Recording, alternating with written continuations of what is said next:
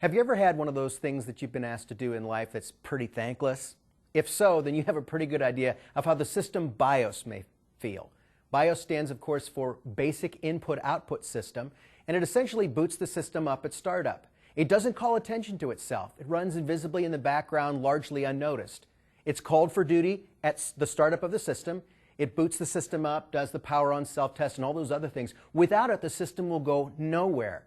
So it is a very important system, but sort of unobtrusive. So let's actually drag it out into the light a little bit and take a closer look at the system BIOS. One thing we want to do is always start with the basics. So let's understand the fundamentals that are involved with the BIOS of the laptop or desktop computer. Now, just in general, in terms of semiconductor memory on computers, there are two basic types to be familiar with. The first is what's called volatile or volatile memory, and it's the kind you'll encounter the most. And it's called volatile because the data that's stored on the chip is immediately lost when the power is terminated to the internal circuitry. Usually the most abundant memory in the computer is dynamic and volatile. Now, due to the importance and complexity of this type of memory, we're actually going to talk about it later, which will be under RAM. But you also have a second type called non-volatile memory. And it's usually smaller in terms of capacity and amount, and it's going to retain its information even after the power has been removed. Now, there's different types of this memory. Some will be more familiar, will be ROM or read-only memory, and it's usually permanently attached to the motherboard itself.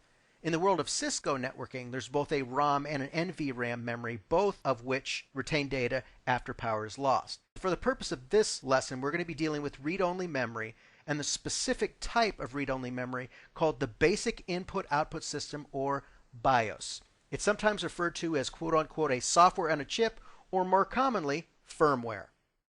It's important to understand what the BIOS does. This is the firmware that's installed on the motherboard. It loads into computer memory at startup and allows the CPU to begin communicating with the hardware.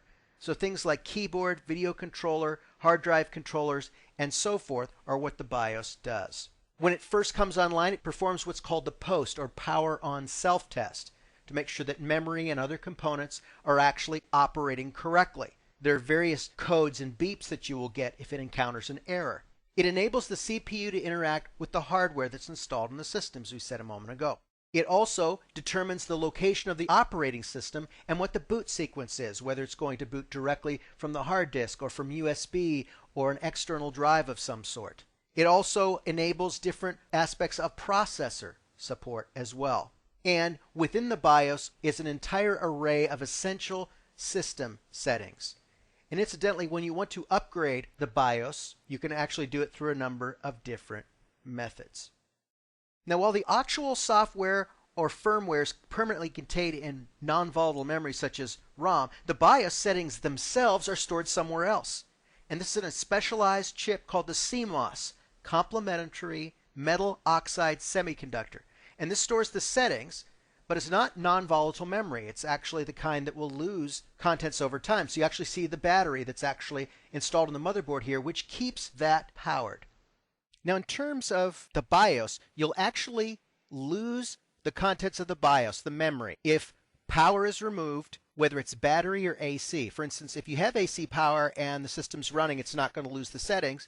But if the battery's dead and then you take away AC power, then they will be erased. Keep that in mind. CMOS and the motherboard battery. To be able to set the BIOS settings, you have to know how to access the BIOS. This is actually a screenshot of a BIOS screen, but there's a number of different ways that you access it when the system is booting up. It could be that you press the delete key. This is going to be specific by manufacturer. On other systems, you may press the escape key to actually bring this screen up. And again, this is as the computer is booting. There's usually a specified period of time that you can do this.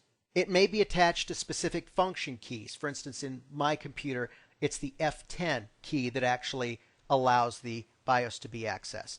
And it could be Control, Alt, or any other one of number keys. But usually with your specific BIOS manufacturer, you can figure out what the combination is. And there will also be other options that are usually shown during the boot process. You just have to pay attention. Most situations when you're updating the BIOS will be fairly straightforward, but in case you run into an older system, it's important to know more than one type of being able to update it.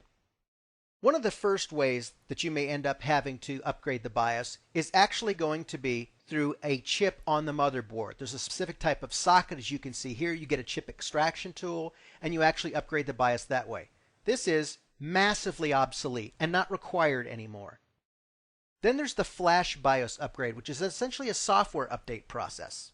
In this case, you actually have a software tool with a BIOS software update utility, and then it is actually used to flash or upgrade the BIOS on the motherboard. This may be for the purpose of adding new technologies, dealing with some fixes or other sorts of problems, but it's important to be able to pay attention and know the manufacturer of the motherboard, the BIOS manufacturer. For instance, there's American Megatrends, Phoenix, and then some others. But it's important to pay attention to those things so you'll be able to do that. And if the board's been discontinued or the manufacturer's gone out of business, it might be more challenging and you might just end up having to replace the motherboard altogether. So the ways you upgrade the BIOS are either through an actual chip extraction process or for newer systems, and by far the more superior method is a flash BIOS upgrade using an upgrade utility.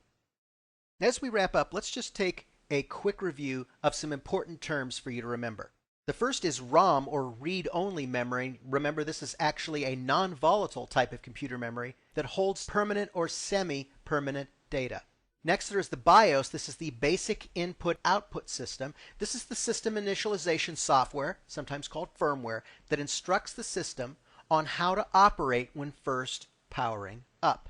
Post, or power-on self-test, is a series of hardware tests applied to motherboard components to ensure correct operations. If for some reason the post fails, you may have a component you need to replace, for example.